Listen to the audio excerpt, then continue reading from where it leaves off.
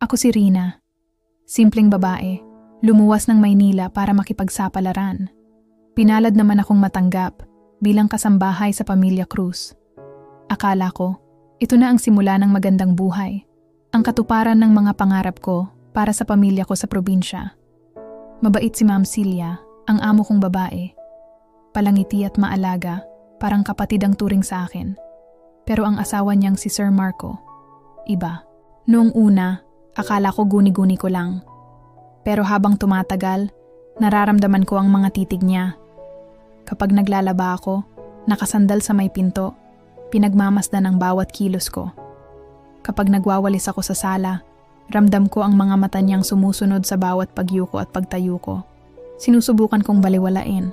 Iniisip ko, baka ganito lang talaga siya o baka naman namamalikmata lang ako. Trabaho ang pinunta ko rito, hindi gulo.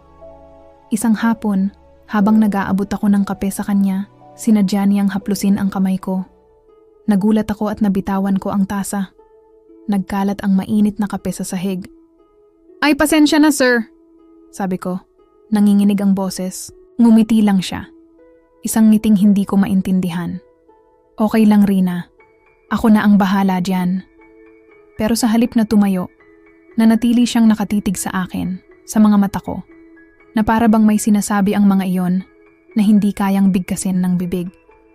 Kinabukasan, habang naglilinis ako ng kwarto nila, pumasok si Sir Marco. "Rina," sabi niya, isinara ang pinto. Kinabahan ako. "Bakit po, sir?" Tanong ko, hawak-hawak ng mahigpit ang basahan. "May gusto lang sana akong itanong," sabi niya, palapit ng palapit. Bawat hakbang niya, katumbas ay pag-atras ko, hanggang sa masandal ako sa pader. "Masaya ka ba dito?" Tanong niya. Ang boses ay tila bumubulong. "Opo, sir," sagot ko. Hinawakan niya ang buhok ko. "Mabuti naman, kasi ako. Masayang-masaya ako simula nang dumating ka." Naramdaman ko ang hininga niya sa liig ko. Hindi ako makagalaw. Takot at pagkalito ang nararamdaman ko. Bigla siyang lumayo nang marinig namin ang boses ni Ma'am Celia sa labas. "Marco, nandyan ka ba?"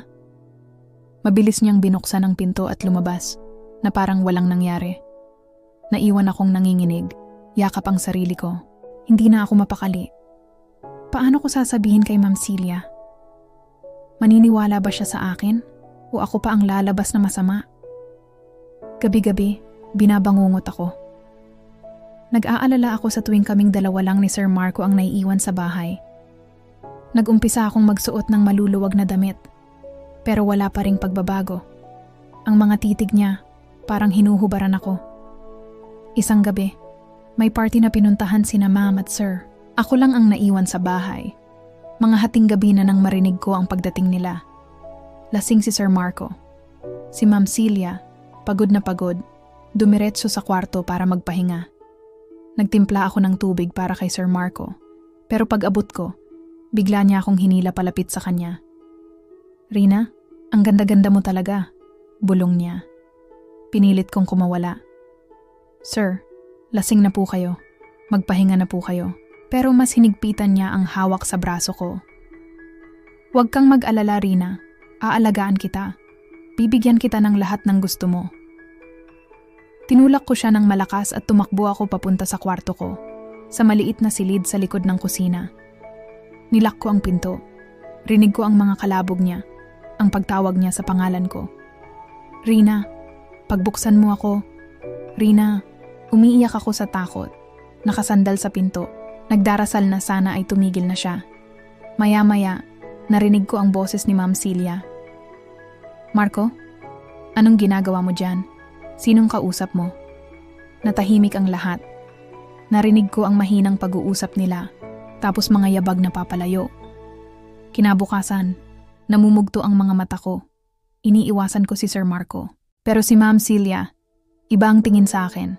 Malamig, matalim. Walang ngiti, walang bate. Buong araw parang anino lang ako na hindi niya nakikita. Pakiramdam ko, ako ang may kasalanan. Sa hapagkainan, habang nagsiserve ako, bigla siyang nagsalita. "Rina, mag-impake ka na." Natigilan ako. "Po? Bakit po, ma'am? Hindi siya tumingin sa akin. Hindi na namin kailangan ng serbisyo mo. Pwede ka nang umalis bukas. Walang emosyon, walang paliwanag. Nakatayo ako ngayon sa labas ng bahay nila, hawak ang bag ko. Nagbalik sa isip ko ang gabing iyon. Ang mga kalabog sa pinto. Ang pag-uusap nila sa labas ng kwarto ko. Ano kaya ang narinig ni Ma'am Celia? Ano ang sinabi ni Sir Marco sa kanya? Naniwala ba siya sa asawa niya? O baka naman, alam niya ang lahat, pero mas pinili niyang ipikit ang kanyang mga mata at ako na lang ang paalisin para maprotektahan ang pamilya niya? Habang naglalakad ako palayo, daladala ko ang mga tanong na iyon.